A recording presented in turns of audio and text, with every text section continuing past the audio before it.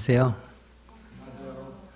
부처님께서 중림정사에 계실 때의 얘기입니다. 출가한 스님 중에 한 사람이 이 말이 굉장히 거칠어요. 수행자인데도 불구하고 입에서는 계속 욕설이 나오고 또 명령조의 말이 나오고, 그래서 사람들이 들을 때는 수행자의 말이라기보다는 이 천한 사람들, 당시에 신분이 낮은 사람들이 막 시장 통해서 하는 말이 있지 않습니까? 그런 투로 늘 말을 하는 거예요. 그러니까 이제 스님들이 그 스님에 대한 비난이 굉장히 많았다는 거예요. 어떻게 수행자가 저렇게 말할 수가 있느냐. 저것은 천한 사람들이나 하는 말이지, 우리말로 하면 시정잡배나 쓰는 말이지, 스님이 돼서 어떻게 저런 말을 할 수 있느냐. 이렇게 이제 자꾸 문제가 된 거예요. 이것이 부처님의 귀에까지 들어가게 되고, 부처님께서 그 천한 말을 하는 수행자를 불러서 얘기를 나누시면서 가만히 보셨어요. 이 경전에는 이제 전생 얘기로 연결이 되는데, 부처님께서 그 수행자를 가만히 보니까 이 수행자는 과거 500생을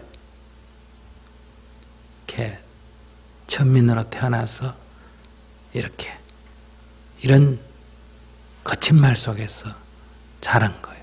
그렇기 때문에 그 수급이 있기 때문에 이게 아무리 수행을 해도 고쳐지지가 않는 거예요. 그러나 그 마음이 본심이 그런 거는 아니에요. 이 말투가 그런 거지. 그래서 부처님께서 비구들에게 이렇게 말했습니다. 비구들이여, 이 거친 말을 하는 비구를 너무 심하게 나무라지 말아라. 그는 자기에게 나쁜 마음이 있어서 그런 어투로 말하는 것이 아니기 때문이니라. 그는 과거 500생을 통하여 계속하여 천한 집에 태어나 그런 천한 말을 익혀왔는데 금생까지도 그 습성이 남아 그처럼 험한 말을 하는 것이니라. 그렇지만 이제 그는 마음속의 모든 악행을 근절하였기 때문에 설사 그가 말을 그렇게 한다 하더라도 그의 마음을 다스려져 착한 것이니라. 우리가 생각할 때는 이럴 때 부처님이 불렀어. 야 이놈아, 네 말버릇 하나 못 고치는 게 무슨 수행자냐? 말버릇 고쳐라. 이렇게 야단을 치면 옆에서 문제 제기한 사람들이 고소하겠죠. 봐라, 내가 뭐라 그랬어? 너 말버릇 고치라 그러지 않았냐? 그런데 부처님께서는 오히려 이 사람을 이해하고 다른 사람들이 이 사람을 이해해 줄 것을 어때요? 오히려 요청을 했다. 그래서 부처님께서는 개성으로 이렇게 말씀하셨어요. 그의 말씨는 온화하고 교훈적이며 진실하여 어느 누구든 위협하는 법이 없으면 나는 그를 수행자라 부른다. 여기서 우리가 내가 어떻게 하느냐 하고 다른 사람이 하는 것을 내가 어떻게 봐야 하는가하고 구분을 해야 합니다. 이게 구분이 안 되면 이제는 법을 가지고 다투게 됩니다. 우리는 말을 할 때 부드럽게 해야 합니다. 이건 내가 해야 할 일이다 이 말이야. 그러면 거친 말을 하는 사람을 보고 야 이놈아, 왜 거친 말을 하느냐? 수행자는 말을 부드럽게 해야지. 이렇게 해서 그 사람하고 다툰다면 잘못은 그 거친 말을 한 사람에게 있는 게 아니에요. 그것을 시비 삼는 나에게 있다. 바로 그 입장에 돌아가서 그의 처지에서 보면 그는 거친 말을 할 수밖에 없는 어떤 상황에 있었던 거예요. 그것이 말버릇이든 화가 났든. 그러니 수행자는 그가 거친 말을 하는 것을 보고는 거친 말을 할 수밖에 없는 그를 이해하라 이거예요. 그를 이해하게 되면 거친 말을 하는 그를 보고 내가 화가 나거나 짜증이 나지 않게 된다. 그가 거친 말을 함에도 불구하고 나는 부드러운 말을 하게 된다. 이럴 때 우리는 왜 나는 부드러운 말을 해야 하고 나보고는 부드러운 말을 하라고 하시면서 그가 거친 말을 하는 것은 이해하라고 합니까? 같이 적용을 해야 안 됩니까? 나보고 거친 말을 하지 말라고 하면 그에게도 거친 말을 하지 말라고 해야 되지 않습니까? 우리는 이렇게 되기가 쉽습니다. 그래서 이 불교의 가르침이, 부처님의 가르침이 때로는 이 가르침을 가지고 시비심을 일으켜서 갈등의 원인이 되기로 한다. 제가 법문을 할 때 다른 사람을 이해해야 합니다. 내 생각이 옳다고 고집하면 자꾸 나에게 화가 일어나고 짜증이 일어납니다. 다른 사람을 보고 그를 이해하게 되면 내 화와 짜증이 사라집니다. 그가 그런 경우에 그럴 수밖에 없었구나 하고 이해하게 되면 그의 어떤 말이나 행동을 보고도 나는 화가 나지 않게 됩니다. 이렇게 설법을 했을 때 듣고 아 그렇구나 그래 그를 이해하지 못하면 내 가슴이 답답하고 그를 이해하면 내 가슴이 시원하다. 그를 이해하지 못하는 것은 나에게 고통이고 그를 이해하는 것은 나에게 기쁨이다. 아, 그를 이해하는 것은 곧 나에게 복이구나. 그래서 부처님께서 타인을 이해하려고 하셨구나. 바로 내 복받는 길이니까. 이렇게 받아들여야 되는데 이런 법문을 들으면서 그래, 저 법문은 우리 남편이 들어야 돼. 저 법문은 우리 아이가 들어야 돼. 저 법문은 우리 부인이 들어야 돼. 그래, 맞아. 우리 부인은, 우리 남편은, 우리 자식은 남을 이해하는 마음이 부족해. 그래서 맨날 화내고 짜증을 내. 내일 당장 가서 법당에 데려와야지. 이렇게 생각하면 얼른 보면 아주 적극적인 포교 같지 않습니까? 그죠? 이건 포교가 아니에요. 자기에게 맞게 상대를 뜯어 고치려는 거예요. 자기가 불편한 것을 자기로부터 해방되지 않고 상대를 고쳐서 상대가 내 마음에 맞도록 해서 내가 편하려고 하는 지극히 세속적 관점이다. 그래서 집에 가서 오늘 스님이 말씀하시는데 사람은 남을 이해해야 된답니다. 남을 이해하지 못하면 자꾸 화가 나고 짜증이 난답니다. 근데 요즘 당신 화나고 짜증나는 걸 보니까 당신이 남을 이해 못해서 그래요. 당신이 아이들을 이해 못하니까 요즘 맨날 아이들 보고 짜증 내잖아요. 그러니까 당신 이제 짜증 그만 내세요. 그러려면 아이들 이해하세요. 나도 좀 이해하고. 그러려면 스님 법문 좀 많이 들었어요. 내일부터 절에 갑시다. 이런 식이단 말이에요. 여러분들이 법문을 듣다가 너무너무 옳고 지당한 말씀이라 고개를 끄덕끄덕 하면서 자기를 뉘우쳐야 이게 법문을 듣는 마음이에요. 그때 퍼뜩 딴 사람이 떠오르는 거예요. 이 법문은 저 사람이 들어야 되는데. 이것은 똑같은 법문임에도 불구하고 그 법문을 가지고 타인에게 적용하면 이미 그것은 감로와 같은 법문이 아니고 그 사람에게 날카로운 칼날이 된다. 비수가 되는 거예요. 시비의 칼이 된다 이 말이에요. 이걸 우리가 잘 알아야 합니다. 그래서 여기 부처님께서 내가 어떻게 하는가와 내가 타인을 어떻게 바라보는가 이 문제를 늘 말씀하시는 거예요. 내가 다른 사람을 보고 가만히 있는 사람을 보고 화를 내거나 짜증을 내지 마라. 왜 가만히 있는 사람을 보고 화를 내고 짜증을 내느냐? 그의 하는 행동이 내 마음에 들지 않기 때문이다. 내 기준 때문에 생긴 거예요.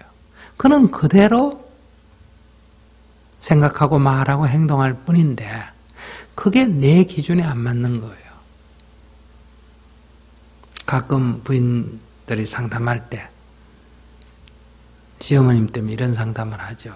스님, 시어머님 때문에 힘들어 죽겠어요. 왜요? 너무너무 잔소리가 많아요. 같이 살아요? 아니요. 그런데 왜 그래요? 가끔 오시거든요. 가끔 오시는데 너무너무 잔소리가 많고 간섭이 많다는 거예요. 그냥 오셔서 밥에 들으면 밥 드시고 구경시켜 드리면 구경하시고 며칠 쉬셨다가 가시면 얼마나 좋겠습니까? 그런데 와서 음식에 대해서, 옷에 대해서, 살림에 대해서 다 잔소리를 하니까 오시면 어쨌든 마음이 불편하고 그것 때문에 부부간에 싸우고 그렇다는 거예요. 이 부인의 얘기를 들으면 이해는 됩니다. 그러나 이 부인의 얘기는 옳은 것은 아니에요. 이 부인은 시어머니를 나무 토막이나 보릿자루처럼 생각하고 있는 거예요. 살아있는 생명으로 생각하는 게 아니고 그냥 물건으로 생각하는 거예요. 언제 와라 하면 오고 밥 먹으라 하면 밥 먹고 밥 먹었으니까 니 가만히 있으라 하면 가만히 있고 구경시켜줄 테니까 가자 하면 가야 되고 오라 하면 와야 되고 했으니까 니 가만히 있으라 하면 가만히 있고 용돈 좀 받아야 되고 갈 때 되면 가라 하면 가야 돼. 이 다 내 마음대로 하겠다는 거예요. 연세 드신 어머니 마음대로 하고 내가 따라야지 어떻게 내 마음대로 하고 어머니가 내 비위를 맞추겠어요. 이건 불가능한 일이에요. 그런데 우리는 다 자기 식대로 하겠다는 거예요. 그래서 자세히 들어보면 이런 식으로 얘기하는 분들이 있거든요.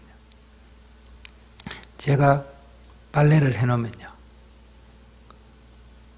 남편에게 옷을 안 다리고 그냥 입힌다고 잔소리하죠. 음식을 해놓으면 이건 너무 짜다. 이건 너무 싱겁다. 이거는 삶아야 되는데 왜 볶았느냐. 볶아야 되는데 왜 삶았냐. 온갖 얘기를 다 합니다. 그러니 어떻게 비를 맞추겠습니까? 이렇게 말해요. 그런데 우리가 가만히 생각해 보면 남편은 나에게 있어서는 남편이지만은 시어머니에게 있어서는 아들이죠. 그럼 나는 남편하고 같이 사니까 남편 성질을 잘 알아. 우리 어머니는 아들을 키웠으니까 아들의 취향이 잘 알죠. 근데 아내가 남편에 대해서 더 잘 알까요? 어머니가 아들에 대해서 더 잘 알까요? 어느 쪽이에요? 어머니가 아들에 대해서 더 잘 알죠. 내가 아무리 많이 알아도 두 번째로 아는 사람이에요. 절대로 어머님보다는 더 알 수가 없습니다.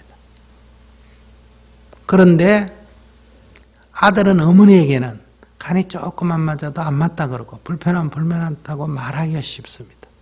물론 남편이 아내에게 말하죠. 다 자기에게 하지만 그래도 어머니하고 아내하고 누구한테 말하기가 쉬울까? 어머니에게 말하기가 쉽습니다. 그렇기 때문에 어머니가 보니 어머니 입장에서 보니 우리 아들은 항상 어릴 때부터 와이셔츠를 다 다려서 입혀서 학교를 보내고 출근을 시켰다는. 그런데 자기가 보니까 며느리가 툭툭 털어가 그냥 보낸단 말이야. 자기는 네이까지도 다려서 입혔는데 코도까지도 그냥 입힌단 말이야. 그러니까 어머니가 보기에 마땅치 않는 거예요. 음식도 또 보면 다 간을 보니까 이건 아들의 입맛에 안 맞는 거예요. 이럴 때 어머니를 잔소리를 한다. 내 기준이란 말이에요. 내 기준을 버리면 어떻게 되느냐. 아, 어머니, 그러세요. 새로 알미 있잖아. 아, 나는 남편이 털어서 주니까 그냥 입고 다니긴데, 본래 수수한 사람인 줄 알았더니, 알고 봤더니, 그렇지 않았구나. 속으로 많이 불편했겠다. 그래서 아침마다 늘 옷 갈아입을 때마다 아침에 한 번씩 성질을 내고 나가는데, 저 사람이 저게 왜 아침만 되면 저래 성질을 내나, 이렇게 생각했더니, 아, 옷 때문에 그랬구나. 이 아는 맛이 있잖아. 그죠? 그러면 어머니가 와 계시는 동안에 내가 배우는 게 굉장히 많다는 거예요. 돈 안 주고 배우잖아. 내가 시어머니라면 절대로 안 가르쳐 줍니다. 돈을 많이 받고 가르쳐 주지. 근데 어머니니까 공짜로 가르쳐 준단 말이에요. 얼마나 자비심이 많습니까? 그죠? 가르쳐 달라지도 않았는데 공짜로 막 가르쳐 주잖아. 그죠? 음식은 이렇고 옷은 이래야 되고 뭐는 어쩌고 저쩌고 하면서. 근데 이렇게 마음을 이렇게 딱 바꾸면 내 기준을 내려놓고 어머니 입장으로 돌아가서 들으면 이건 잔소리가 아니고 나에게 굉장히 유용한 정보가 된다는 거예요. 이래서 자기 기준을 내려놓게 되면, 즉 아상을 버리게 되면 내가 행복해지는 거예요. 나에게 기쁨이 생기는 거예요. 나에게 배움이 생긴다. 아상을 움켜쥐고 있으면 어떠냐? 내 옳다 하는 생각을 갖고 있으면 내가 피곤해지고 귀에 들리지가 않는 거예요. 잔소리처럼 되고. 그래서 미워지는 거예요. 그래서 이 부처님의 가르침은 나에게 적용하면 양약이 되는 거예요. 그런데 이 가르침을 거꾸로 타인에게 적용해.